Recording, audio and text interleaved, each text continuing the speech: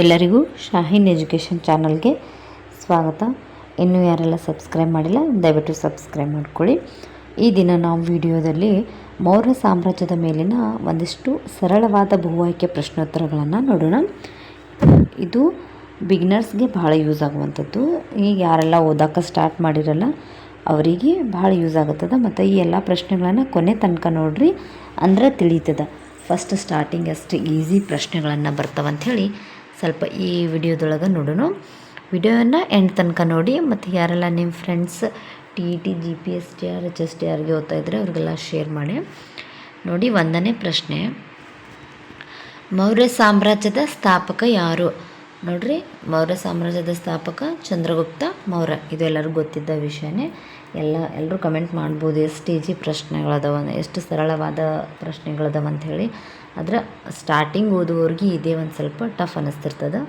ಎಲ್ಲರಿಗೂ ಯೂಸ್ ಆಗೋ ರೀತಿಯಲ್ಲಿ ಪ್ರಶ್ನೆಗಳು. ಜಸ್ಟ್ ಯಾರೆಲ್ಲ ಓದಿರಲ್ಲ ಜಸ್ಟ್ ರಿವಿಷನ್ ಮಾಡ್ಕೊಳ್ಳಿ. ಓದಲಾರ್ದವರು ಈಗಿಂದ ಸ್ಟಾರ್ಟ್ ಮಾಡಿರಿ. ಮೌರ್ಯ ಸಾಮ್ರಾಜ್ಯದ ಸ್ಥಾಪಕರು ಚಂದ್ರಗುಪ್ತ ಮೌರ್ಯ. ಚಾಣಕ್ಯನ ಇನ್ನೊಂದು ಹೆಸರು ಏನು? ಉತ್ತರ ಬಂದುಬಿಟ್ಟು ಕೌಟಿಲ್ಯ ಮತ್ತು ವಿಷ್ಣುಗುಪ್ತನ ಅಂತ ಹೇಳಿ ಕರಿತೀವಿ. ಇವು 3 ಹೆಸರು ನೀವು ನೆನ್ಪಿಡ್ಬೇಕು.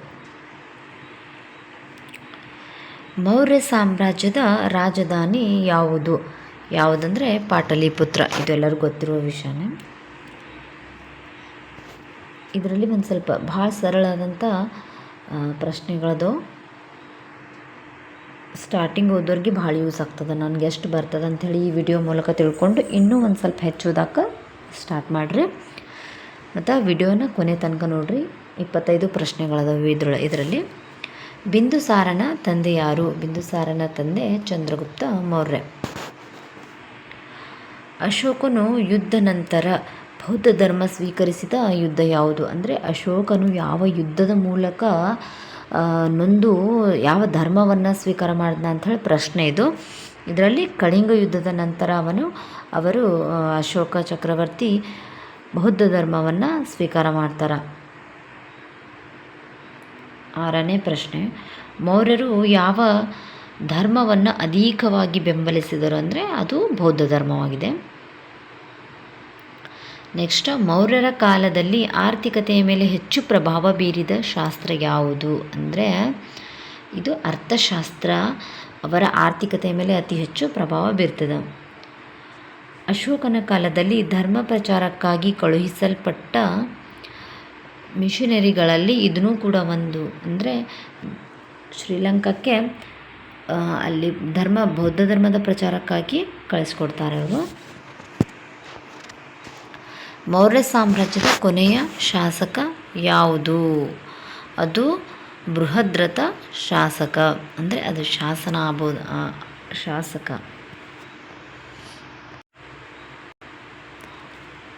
ಮೌರ್ಯ ಸಾಮ್ರಾಜ್ಯದ ಕೊನೆಯ ಶಾಸಕ ಯಾರಂದರೆ ಬೃಹದ್ರಥ.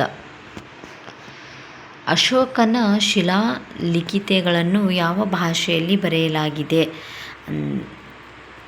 ಅದು ಪಾಳಿ ಭಾಷೆಯಲ್ಲಿ ಬರೆಯಲಾಗಿದೆ.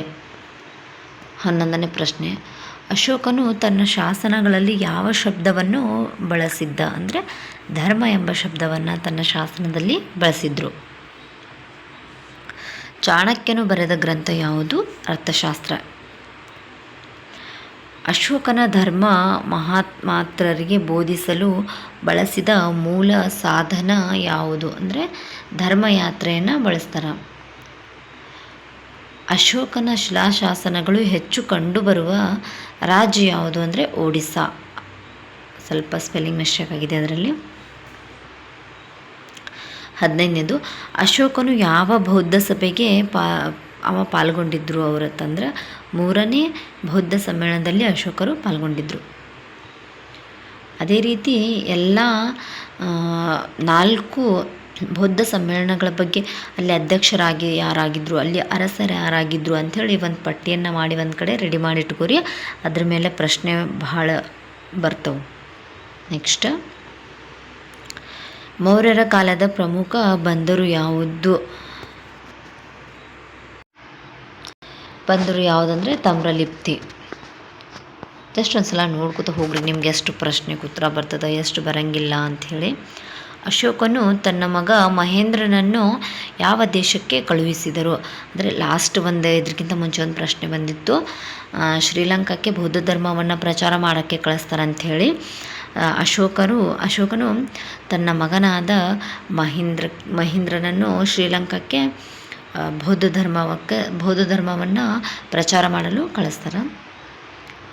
ನೆಕ್ಸ್ಟ್, ಅಶೋಕನ ತಾಯಿ ಹೆಸರು ಏನು ಅಂದರೆ ಧರ್ಮ. ಚಂದ್ರಗುಪ್ತ ಮೌರ್ಯನು ಯಾವ ಧರ್ಮವನ್ನು ಅಂತಿಮವಾಗಿ ಅಂಗೀಕರಿಸಿದನು? ಇದು ಜೈನ ಧರ್ಮವನ್ನು ಅಂಗೀಕಾರ ಮಾಡ್ತಾರೆ. ಅಶೋಕ ಬೌದ್ಧ ಧರ್ಮ, ಚಂದ್ರಗುಪ್ತ ಮೌರ್ಯ ಜೈನ ಧರ್ಮವನ್ನು ಸ್ವೀಕಾರ ಮಾಡ್ತಾರೆ. ಇದರಲ್ಲಿ ಕನ್ಫ್ಯೂಸ್ ಆಗಬೇಡ್ರಿ. ಅಶೋಕನು ಬೌದ್ಧ ಧರ್ಮ, ಚಂದ್ರಗುಪ್ತ ಜೈನ ಧರ್ಮ. ಅಶೋಕನು ಧರ್ಮವನ್ನು ಸಾರಿದ ಶಾಸನಗಳು ಎಲ್ಲಿ ದೊರೆತಿವೆ ಅಂದ್ರೆ ಶಿಲಾಶಾಸನದೊಳಗೆ ದೊರೆತದೆ.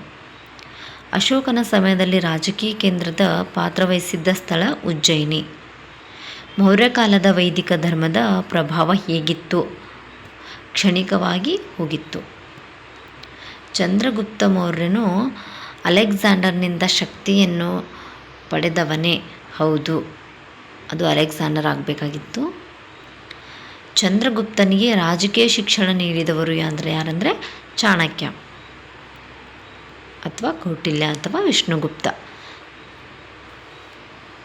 ಮೌರ್ಯ ಸಾಮ್ರಾಜ್ಯ ಯಾವ ಕಾಲದಲ್ಲಿ ಆಳಿತು? ಕ್ರಿಸ್ತಪೂರ್ವ 321 ಕ್ರಿಸ್ತಪೂರ್ವ 185. ಈ 25 ಪ್ರಶ್ನೆಗಳಿಂದ ಒಂದು ಸ್ವಲ್ಪ ನಿಮ್ಗೆ ಯೂಸ್ ಆಗ್ಯದ ಅನ್ಕೋತೀನಿ. ಒಂದು ಸ್ವಲ್ಪ ರಿವಿಷನ್ ಆಗುತ್ತೆ. ಅಲ್ಲಿ ಹಿಂದೆ ಓದಿದ್ದು ಪ್ರಶ್ನೆಗಳು ಸರಳ ಇದ್ದು ಒಂದು ಸ್ವಲ್ಪ ನೆನಪು ಇಲ್ಲಿ ಈ ವಿಡಿಯೋದೊಳಗೆ ರಿವಿಷನ್ ಆಗ್ಯದ ಅಂತ ಅನ್ಕೋತೀನಿ. ಎಲ್ಲರಿಗೂ ಒಳ್ಳೆಯದಾಗಲಿ. All the best. Thank you.